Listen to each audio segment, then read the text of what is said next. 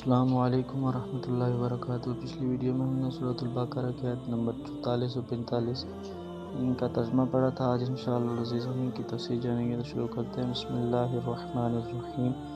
تأمرون الناس بالبر وتنسون انفسکم وانتم تتلون الکتاب افلا تعقلون۔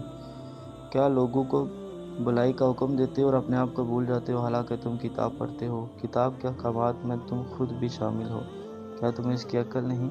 سورہ صف آیت نمبر 2 اور 3۔ یا ایھا الذین آمنوا لما تقولون ما لا تفعلون کبر مقتا عند اللہ۔ اے ایمان والو، تم ایسی بات کیوں کہتے ہو جو تم کرتے نہیں؟ یہ بات اللہ کے نزدیک کبیرہ گناہ ہے۔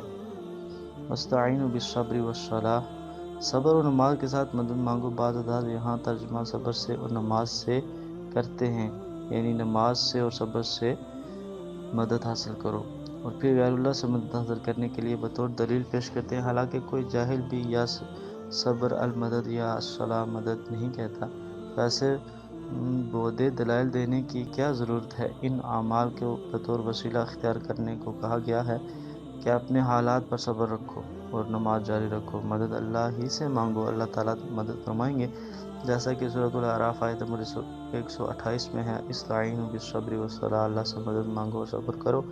رہا وسیلہ اختیار کرنے کا معاملہ، تو وہ جیسا کہ قرآن و حدیث دونوں سے صالح اعمال اور صالح رجال کا وسیلہ اختیار کرنا جائز ثابت ہے۔